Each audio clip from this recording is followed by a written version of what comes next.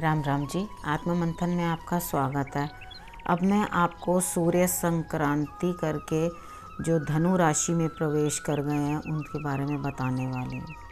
12 राशियों के बारे में हम बात करेंगे कि क्या क्या अफेक्ट्स रहेंगे हर किसी के ऊपर।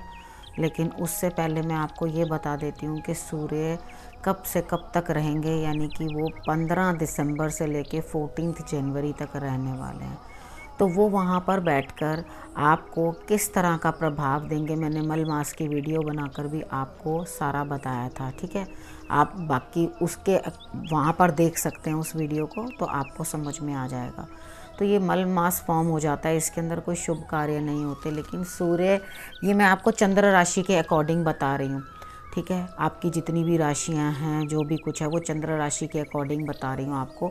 और उसके बाद सूर्य जो हैं आपके बॉसेस के, आपके पिता के, आपके मान सम्मान के, आपके तेज के, इन सब चीज़ों के कारक होते हैं। बहुत सारी चीज़ें जो होती हैं वो इन्वॉल्व करते हैं अपने पास। आपको बहुत सारी चीज़ों का मान सम्मान के कारक होते हैं, हार्ट के कारक होते हैं, इमोशंस के कारक होते हैं। यानी कि अगर वो डाउन बैठे होते हैं, अच्छे नहीं बैठे होते, जो कि आपके नेटल चार्ट से पता चलता है कि वो किस तरह से जो है बैठे हुए हैं। इसका प्रभाव, गोचर का प्रभाव जो है, मैंने आपको बहुत बारी बताया कि 25 to 30% रहता है। बाकी का जितना भी प्रभाव होता है आपके नेटल चार्ट के अंदर उनकी प्लेसमेंट का होता है। तो उसे भी देखना बड़ा ज़रूरी होता है कि वो वहाँ बैठकर वो किस तरह का आपको प्रभाव दे रहे हैं, तो उसके अकॉर्डिंग ही होगा।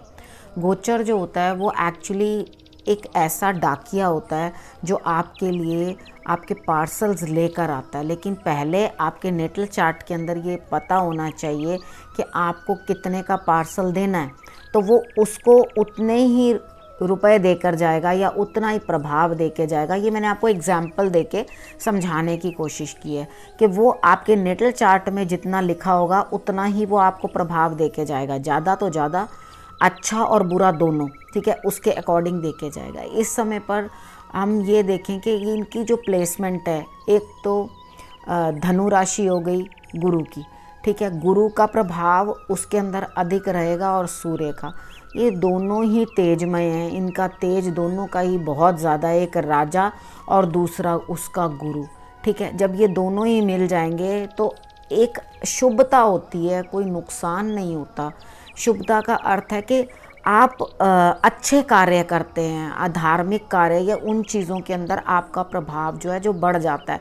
यानी कि बुरा करने से पहले भी 100 बार, अगर किसी के हॉरोस्कोप के अंदर भी ये दोनों मिले हुए दिखाई देते हैं, तो वो बुरा नहीं कर पाता किसी का भी, क्योंकि गुरु जो है वो राजा के साथ है और राजा भी जो है वो गुरु की सलाह मानकर चलता है और समझता है क्या करना है। यानी कि वो भी ईश्वर से डरकर ही काम करता है।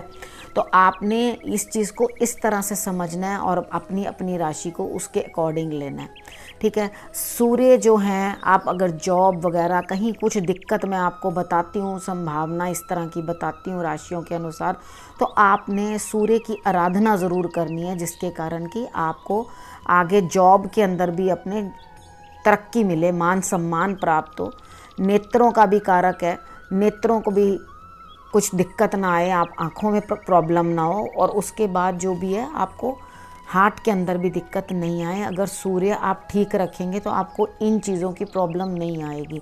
अगर इल इफ़ेक्ट भी देता है सूर्य, तो हमें कुछ ना कुछ उपाय बनते हैं जो बता देते हैं, तो उसके अकॉर्डिंग जो है आपको वो इल इफ़ेक्ट भी है जो कम होता है। ठीक है, तो अब बात कर लेते हैं 12 राशियों के बारे में। अब हम बात कर लेते हैं मेष राशि वालों के बारे में। उनके लिए सूर्य देव जो है वो नवम भाव में है, यानी कि 9th हाउस में।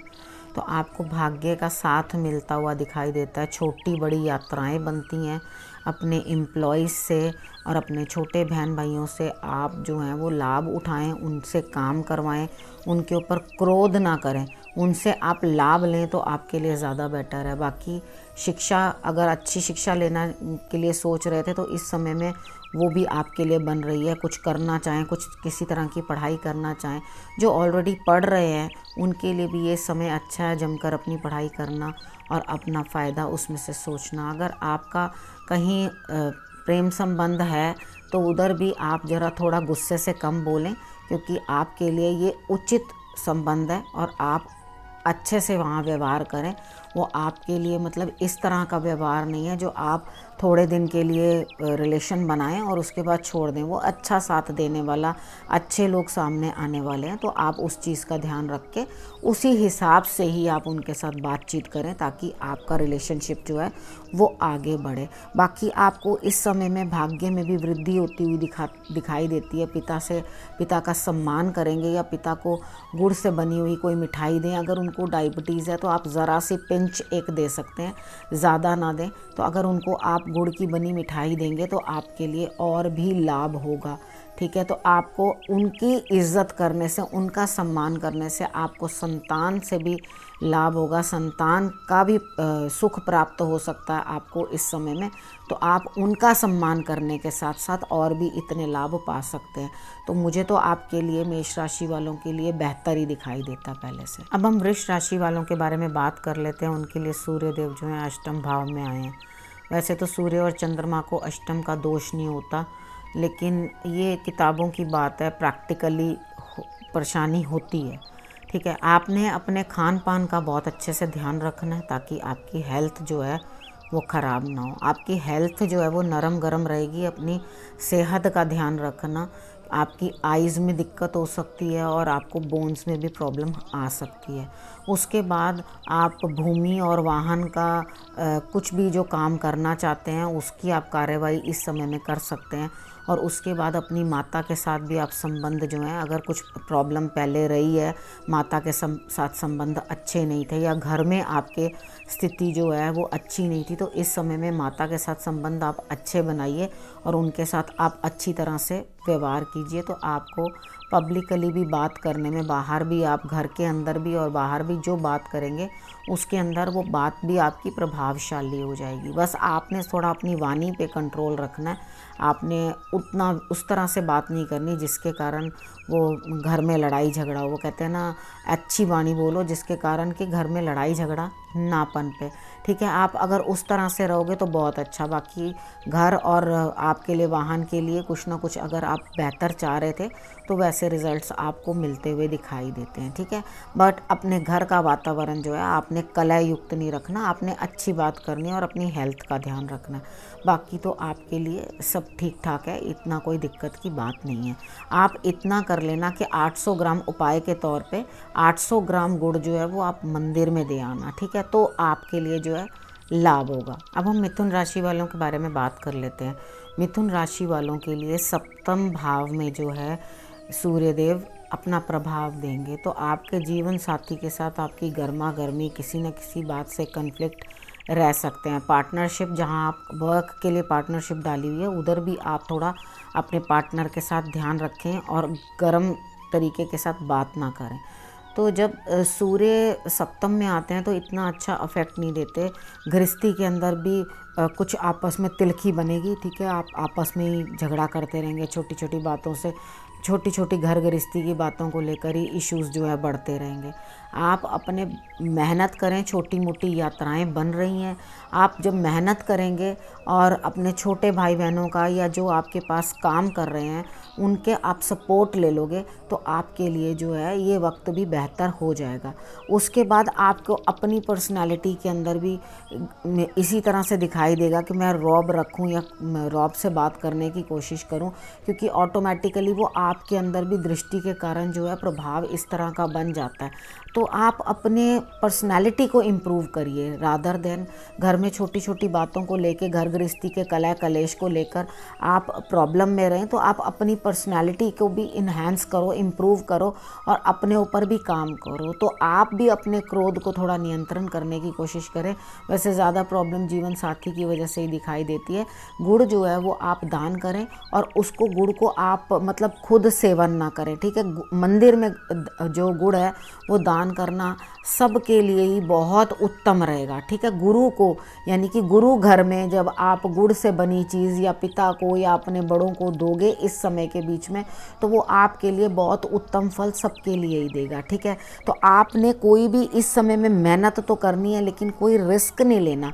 आपको आपकी मेहनत का फल मिले उसके लिए आपने काम करना है। जहाँ पे भी आप कार्य क्षेत्र भी आपका है तो वहाँ पर भी आपको लाभ मिलेगा, एक काम की जो है गति बनेगी। लेकिन आप थोड़ा अपने गुस्से पे कंट्रोल करके रखना और इन रिलेशंस का ध्यान रखना। आपके लिए एकमात्र उपाय यही है कि जिसके साथ लड़ना है उसी को मना कर रखना है, यानी कि जीवन साथी और पार्टनर के साथ मतभेद ना हो। आपने यही चीज़ ध्यान रखनी है, यही तो एक बहुत बड़ा उपाय है। ठीक है, अब हम कर्क राशि वालों के बारे में बात कर लेते हैं। सूर्य देव जो हैं वो 6th हाउस में यानी कि छठे भाव में हैं। जब सूर्य देव यहाँ पर बैठे हैं तो आप अगर कहीं ऋण लेना चाहते हैं, कोशिश कर रहे थे, तो वो प्राप्त आपको हो सकता है, यानी कि आपको लाभ मिल सकता है ऋण लेने में। उसके बाद काफ़ी लोग जो हैं आपका अहित तो चाह सकते हैं कि आपका बुरा हो या आपका अच्छा ना हो, लेकिन वो उनकी मंशा पूरी नहीं होगी, क्योंकि वो स्वयं ही कमज़ोर पड़ जाएंगे। जब राजा ही वहाँ पे बैठा है तो आज सब बाकी के जितने शत्रु हैं वो कमज़ोर हो जाएंगे, लेकिन वो आएंगे सही, वो अपना दिखाएंगे तो सही ना कि मैं हूँ। अगर ये वो यहाँ बैठे हैं तो वो चीज़ दिखाई तो देगी, और दिखाई देने के बाद वो ख़त्म भी होंगे। तो आपके लिए जितने आपके अहित चाहने वाले हैं वो सामने से हट जाएंगे, आपको प्रॉब्लम नहीं देंगे। लेकिन आपने अपनी वाणी का और अपने खर्चों का बहुत ज़्यादा ध्यान रखना है। अगर बाहर से कुछ ना कुछ आप डीलिंग कर रहे हो, दूर कुछ डीलिंग कर रहे हो, तो वहाँ पर भी आप ध्यान दे करके समझ बूझ के अपना काम करना कि खर्चा अधिक होगा ही होगा आपका, ये चीज़ आप सोच के चलना। ठीक है, अगर आपका खर्च अधिक बढ़ रहा है तो उचित तरीके के साथ अपना संभाल के कुछ करेंगे या कुछ ना कुछ धर्म स्थान में दे देंगे, तो आपका क्या होगा, खर्चा जो है थोड़ा बट के हो जाएगा, उतना ज़्यादा एक्सेस नहीं जाएगा। कहीं अच्छी जगह खर्च कर देंगे तो वो आपके लिए बेटर होगा। अपनी आइज़ का भी आप बहुत अच्छे से ध्यान रखें, ऐसा ना हो आपकी आइज़ के अंदर कोई ना कोई प्रॉब्लम आए। खान पान और अपनी वाणी का भी बहुत अच्छा ध्यान रखें, ताकि आपके पास ये मत सोचना कि मेरे पास इस समय धन नहीं आएगा। धन भी आएगा, धन आएगा तभी तो खर्च करोगे ना, तो धन भी आएगा और उसका खर्च भी बनेगा। तो आपको बताने का मेरा मकसद ही यही है कि आप उचित तरीके के साथ अपना जो काम है वो करें, और उस हिसाब से ही अपना प्लानिंग करें कि मुझे किस हिसाब से अपना खर्चा करना है और किस तरह से सब कुछ मैनेज करना है। अब हम सिंह राशि वालों के बारे में बात कर लेते हैं। उनके लिए सूर्य देव जो है वो पंचम में आ गए हैं। पंचम में आकर आपके लव रिलेशंस जो हैं वो आगे बढ़ते हुए दिखाई देते हैं। ठीक है, उनके अंदर प्रोग्रेस होती हुई दिखाई देती है, लेकिन आप अपने क्रोध को थोड़ा नियंत्रित रखिएगा, नहीं तो आप क्रोधित भाव में कुछ ना कुछ कहें तो प्रॉब्लम हो जाए। ठीक है, अपने क्रोध को थोड़ा सा आप नियंत्रण रखना। उसके बाद आपके संतान के साथ भी संबंध अच्छे होते हुए दिखाई देते हैं, उनके लिए भी प्रोग्रेस दिखाई देती है। अगर आप पढ़ाई लिखाई में कहीं कुछ स्टूडेंट हैं, पढ़ लिख रहे हैं, पढ़ाई के अंदर आगे बढ़ना चाहते हैं, तो उसके अंदर भी आपको जो है आगे लाभ होता हुआ दिखाई देता है, आपको फ़ायदा होता है। स्टडी के अंदर भी आपको फ़ायदा हो रहा है, अगर आप पढ़ाई लिखाई कर रहे हैं उसमें भी फ़ायदा हो रहा है, संतान के निमित्त कोई कार्य कर रहे हैं तो उसमें भी आपको लाभ। अब आपका क्योंकि राशि का ही जो लॉर्ड है वो सूर्य है, तो उसके बाद आपको और भी उस चीज़ के लिए मान सम्मान जो है वो प्राप्त होता हुआ दिखाई देता है। तो आपके लिए लाभ, मान सम्मान सब प्राप्त हो रहा है। बस आपने करना क्या है, थोड़ा सा अपने क्रोध को नियंत्रण रखना है कि क्रोध की वर्षा ये सब लोगों पर मत हो। आपको अपने बड़े भाई से भी कुछ ना कुछ लाभ होता हुआ, अपने बड़ों से भी लाभ होता हुआ दिखाई देता है। तो इन ऑल आपके लिए अच्छा है, बस आप थोड़ा सा ध्यान रख के चलेंगे तो आपके लिए बेहतरी होगी। अब हम कन्या राशि वालों के बारे में बात कर लेते हैं। उनके लिए सूर्य देव जो हैं वो 4th हाउस में यानी चतुर्थ भाव में है। आपको कुछ ना कुछ भूमि का कुछ फ़ायदा हो सकता है। माता के स्वास्थ्य का ध्यान रखें, घर में कलेश ना हो, गर्मा गर्मी ना हो, इस चीज़ का आपने पूर्ण रूप से ध्यान रखना है। पिता की सेहत भी आपकी वीक हो सकती है, उनकी भी सेहत जो है कमज़ोर हो सकती है, तो आप ध्यान रखना। और बाहर आप अगर पब्लिक डीलिंग में हैं या कहीं किसी से पब्लिकली बात कर रहे हैं तो बहुत अच्छे से सोच समझ के तरीके के साथ आप बात करें, ऐसा ना हो आपका सम्मान को कहीं चोट लगे। ठीक है, आप अपने बॉसेस के साथ भी अच्छी तरह बना के रखें, क्योंकि आपको लाभ प्राप्त होगा। आपने करना क्या है, आपने जल का पात्र लेना है और उसके अंदर आपने थोड़ी सी रोली डालनी है, और वो जल जो है आप सूर्य देव को चढ़ाएंगे। ठीक है, आप सूर्य को सुबह उठकर जल चढ़ाएं तो आपके लिए इससे बेहतर कुछ नहीं है। ठीक है, अगर आप ये उपाय कर लेते हैं तो आपको वैसे भी लाभ होता हुआ दिखाई देता है। आपको भूमि, वाहन और उसके बाद है खर्च आपके बहुत बढ़ जाएंगे। अपनी आय का भी ध्यान रखना। आय का मतलब मैंने मनी की बात नहीं करी, आई मतलब आँख, ठीक है। अपनी आँख का भी आप ध्यान रखें विशेष रूप से, कोई चोट चपेट ना लगे। और अपने खर्च पे भी थोड़ा सा कंट्रोल करें, क्योंकि आपका खर्चा जो है वो मुँह बाय खड़ा है, यानी कि बहुत अधिक खर्च होने वाला है। तो अपने खर्च को थोड़ा सा कंट्रोल करोगे तभी बेटर होगा। अब खर्च तो बढ़ेगा ही, अगर आप बड़ी चीज़ लेने की कोशिश करोगे, यानी कि ज़मीन जायदाद और वाहन ये सब लेने की कोशिश करोगे, तो खर्चा तो बढ़ेगा ही बढ़ेगा। तो अपने पिता और माता इन दोनों का सम्मान पहले कर देना। उनका सम्मान करने के बाद ही अगर कोई चीज़ आप लोगे तो वो आपको फले फूलेगी। अब हम तुला राशि वालों के बारे में बात कर लेते हैं। उनके लिए 3rd हाउस में यानी कि तृतीय भाव में जो है सूर्य देव आए हैं, तो वहाँ वो आपको लाभ ही देते हुए दिखाई देते हैं। वैसे तुला राशि वालों के साथ और वृष राशि वालों के साथ उनकी बहुत अच्छी कोई बनती नहीं है, क्योंकि ये तुला की राशियाँ होती हैं, तो शुक्र के साथ इतना अच्छा कोई उनका तालमेल होता नहीं है। लेकिन उसके बावजूद भी यहाँ पर वो आपको लाभ देते हुए दिखाई देते हैं। उसके अंदर होगा क्या, जब वो 3rd हाउस में बैठे हैं तो आपको अपना पराक्रम बढ़ाना पड़ेगा, काम अधिक करना पड़ेगा। धन की कोई कमी होगी नहीं, क्योंकि धन तो आपको प्राप्त हो रहा है। उसके बाद जो आपकी हेल्थ इशू भी रह रही थी, थ्रोट में या स्टमक में कुछ ना कुछ दिक्कत आपके रह रही थी, तो वहाँ भी आपको अब फ़र्क पड़ता हुआ दिखाई देता है। यानी कि पहले से आपकी हेल्थ जो है और अच्छी हो जाएगी, आपको दिक्कत नहीं होगी किसी भी तरह की। उसके बाद जो आपके क्रोध है, सिर्फ आपने उसके ऊपर नियंत्रण करना है, क्योंकि भाग्य का साथ भी आपको मिलता हुआ दिखाई दे रहा है। तो अपने पिता का सम्मान आप ज़रूर पर ज़रूर करें, ठीक है। छोटे भाई बहनों का भी ध्यान रखें, उनके साथ गर्मा गर्मी कुछ ना करें, उनका उल्टा वो लोग जो है उनका फ़ायदा करने की कोशिश करें। आप उनके लिए कुछ ना कुछ बेनिफिट देखें और ढूंढें, ठीक है। और बड़े भाई बहनों से भी आपको लाभ हो रहा है। अगर बड़े भाई बहन हैं तो उनसे भी लाभ, छोटे हैं तो उनसे भी लाभ, पिता से भी लाभ प्राप्त हो रहा है और भाग्य का भी आपको साथ मिल रहा है। तो इस समय में आपके लिए इन ऑल अच्छा है। लेकिन आप अपनी ईगो और क्रोध ज़रा कंट्रोल करें, क्योंकि तुला राशि वालों के लिए क्रोध इतना होता नहीं है उनका, वो कितना जहाँ तक हो सके अवॉइड ही करते हैं, क्योंकि उनका क्रोध करने वाला नेचर नहीं होता। तो यहाँ सूर्य आके उनके ज़रा नेचर के अंदर थोड़ी गर्मी बढ़ा देता है। तो आप थोड़ा सा अगर अपने आप को कंट्रोल करोगे तो वो आपके लिए बेटर रिजल्ट्स देंगे। अब हम वृश्चिक राशि वालों के बारे में बात कर लेते हैं। वृश्चिक राशि वाले 2nd हाउस में बैठे हुए हैं सूर्यदेव आपके, और द्वितीय भाव के अंदर। तो आपकी वाणी को थोड़ा गर्म कर देंगे, थोड़ा आप सोच समझ के बात करें। इतना ज़्यादा गुस्से से बात करने से आपका अपना ही नुकसान होगा। और प्लीज़ थोड़ा सा अपने व्यवहार के ऊपर ध्यान रखें, ऐसा ना हो कुछ छुपी छुपी बातें छप जाएं, ठीक है। थोड़ा सा इस चीज़ का ध्यान रखना कि आपके हिडन सीक्रेट्स बाहर ना आ जाएं। तो वाणी का जो बात करने का तरीका है, लहजा है, उसको ज़रा तोल मोल के तरीके के साथ आप बात करें तो आपके लिए लाभ होगा, ठीक है। आपको वैसे अचानक ही कहीं ना कहीं से कुछ ना कुछ जो है भाग्य का साथ मिल रहा है, और कहीं ना कहीं से धन की प्राप्ति होती हुई दिखाई दे रही है। और जो उच्च अधिकारी हैं, आपके बॉसेस हैं, जहां काम का स्थान है, तो वहां पर भी आपको जो है लाभ उनसे प्राप्त होता हुआ दिखाई दे रहा है। तो आपने करना क्या है, सिर्फ अपनी वाणी को कंट्रोल करना है। तो अगर आप वाणी को अपने कंट्रोल करके बात करेंगे तो आपको ये जो रिज़ल्ट्स अच्छे आने हैं और भी अच्छे आएंगे।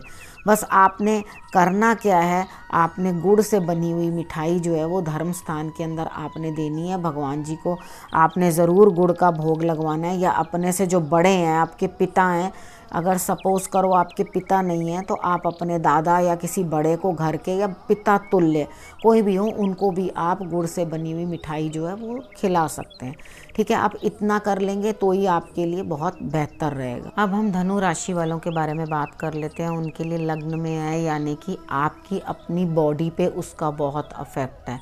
तो सबसे बड़ी बात है कि सूर्य जो होता है उसमें तेज बहुत होता है। जब धनु राशि के ऊपर ही आए हैं वो आपकी गृहस्थी के ऊपर पूरी की पूरी दृष्टि दे रहे हैं।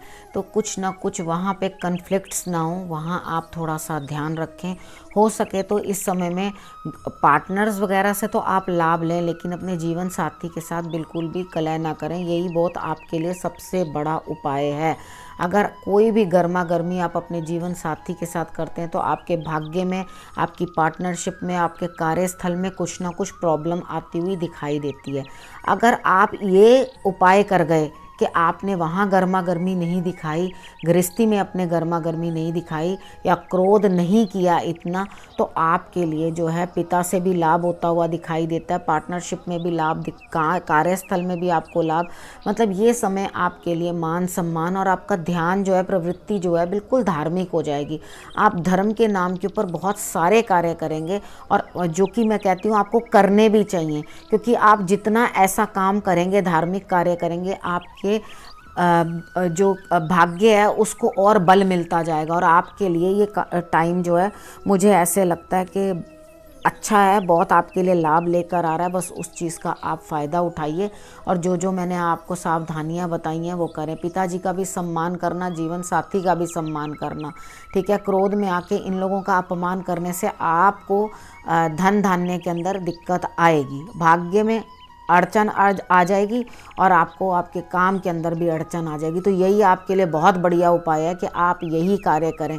दोनों पति पत्नी जो हैं गुड़ ना खाएं, जीवन साथी आपका, और ये थोड़े दिन के लिए अवॉइड कर लें। जितने दिन तक धनु में है सूर्य तो वो अवॉइड कर दें आप, वो आप धर्म स्थान में दें ज़रूर, ठीक है। और अपने पिता को खिलाएं, अपने पिता को गुड़ की बनी मिठाई दें और उनके लिए करें तो आपके लिए बेहतर रहेगा। अब हम मकर राशि वालों के बारे में बात करते हैं। उनके लिए सूर्य देव जो हैं वो 12th हाउस में आ गए हैं, तो आपके कुछ खर्चे बनेंगे बड़े, आपको नींद आने में रात की समस्या होगी, बेचैनी रहेगी और कहीं मान सम्मान में कहीं कमी ना आए, इस चीज़ का आपने जो है ध्यान रखना है, ठीक है। उसके बाद आप अपने जीवन साथी के साथ भी कुछ बातचीत इस तरह की ना करें जो प्रॉब्लमेटिक हो जाए, बाकी रोग उभर के आएंगे और उसके बाद आपके ससुराल पक्ष से भी आपके संबंध जो हैं लड़ाई झगड़े वाले हो सकते हैं। तो आप वहाँ ध्यान रखने की कोशिश करें, जितना हो सके लिमिट में बात करें और उतनी बात करें जितनी उचित हो। कोई भी बात इस तरह की ना करें जिसके कारण आपको इन चीज़ों के अंदर समस्या जो है उत्पन्न हो जाए, ठीक है। बाकी है कि गृहस्थ में और उसके बाद आपने अपने ससुराल पक्ष में और उसके बाद अपने नानके पक्ष में, यहाँ सब जगह जो है अपना मान सम्मान उचित बनाए रखने की कोशिश करनी चाहिए, क्योंकि जितना ज़्यादा आप इधर कोई ना कोई बात करेंगे तो आपके मतभेद जो हैं वो बढ़ते चले जाएंगे, ठीक है। तो आपकी जो काम के रिलेटेड है उसके अंदर आपको लाभ होता हुआ दिखाई दे रहा है। ना तो आप कहीं जैसे बाहर जाना चाहते हैं वो जा सकते हैं, आप कोई बातचीत करना चाहते हैं, बाहर के साथ कोई काम करना चाहते हैं तो वो भी आप कर सकते हैं। पहली बात, आपने अपना ड्राइव करते हुए ध्यान रखना है कि कुछ ड्राइविंग के टाइम आपको कुछ दिक्कत ना आए और अपना पैसा जो है वो कहीं इन्वेस्ट ना करें, क्योंकि इस टाइम की इन्वेस्टमेंट जो है वो आपका पैसा फंसा जाएगी और आपको कुछ भी रिज़ल्ट मिलेगा नहीं, जो आप बाद में परेशान हो जाओगे। तो सोच समझ के अपने धन को इन्वेस्ट करें और उसके अकॉर्डिंग ही चलें ताकि आपको कोई भी समस्या ना आए। अब हम बात करते हैं कुंभ राशि वालों के बारे में। कुंभ राशि वालों के लिए सूर्य देव जो हैं वो 11th हाउस में है। 11th हाउस के लिए वो अच्छा रिज़ल्ट आपको दे रहे हैं। यहाँ पर आपकी संतान के लिए भी कुछ आप प्लान कर रहे हैं, कुछ आप उनके लिए इन्वेस्टमेंट्स करना चाहते हैं तो वहाँ पर भी आपको लाभ होगा। और अगर आपका कोई पढ़ाई लिखाई है, जहाँ आप पढ़ लिख रहे हैं, जो पढ़ने वाले बच्चे हैं उनको भी लाभ होता हुआ दिखाई देता है इस टाइम के ऊपर। और अगर आप अपनी संतान के लिए प्लान कर रहे हैं तो वो भी आपको उस चीज़ के अंदर भी प्रोग्रेस मिलती हुई दिखाई देती है। और अगर आपका कहीं प्रेम संबंध है जो कि अभी शादी में कन्वर्ट नहीं हुआ तो वो शादी में कन्वर्ट हो सकता है, यानी कि आपको प्रपोजल्स भी आ सकते हैं। अगर आप खुद इन्वॉल्व नहीं हैं तो आपको प्रपोजल्स भी इस टाइम पे आ सकते हैं, और जो भी प्रपोजल्स आएंगे तो वो अच्छे ही होंगे जो आपके लिए आगे जो है सुख प्राप्ति के रास्ते खोलेंगे, ठीक है। तो आप जो है बिज़नेस में भी इस टाइम पे कहीं इन्वेस्ट कर रहे हैं या कुछ कर रहे हैं या काम कर रहे हैं, उसमें भी आपको लाभ होता हुआ दिखाई देता है। तो इन ऑल आपके लिए अच्छा ही है, ठीक है, कुंभ राशि वालों के लिए। अब हम मीन राशि वालों के बारे में बात कर लेते हैं। उनके लिए सूर्य देव जो हैं वो 10th हाउस में बैठे हैं। अगर वो 10th हाउस में बैठे हैं तो आपको अथॉरिटीज़ से लाभ मिल रहा है, आपको फ़ायदा मिल रहा है, आपके कार्य के अंदर आपको प्रोग्रेस मिल रही है, आपके लिए काम बढ़ रहे हैं, अच्छा हो रहा है। अब आप कि कहीं से पैसे निकलने हैं, कुछ ना कुछ अगर आपको दिक्कत आई है, प्रॉब्लम्स आई हैं, हेल्थ में दिक्कत आई है, तो कहीं ना कहीं आपकी वो भी सॉर्ट आउट होती हुई दिखाई देती है, शत्रु भी आपके डाउन होते हुए दिखाई देते हैं। आपने अपनी माता का साथ जरूर लेना है और भूमि वाहन का जो आपको है वो लाभ होगा, यानी कि आपने अपनी माता के स्वास्थ्य का भी ध्यान रखना है और उसके बाद जो है आपने अपनी माता का और पिता का दोनों का उचित सम्मान करना है। अगर पिता नहीं है, माता नहीं है, तो उनके तुल्य जो हों, तो माता तुल्य, पिता तुल्य, उनके जैसे जो हों आप उनका सम्मान कर सकते हैं।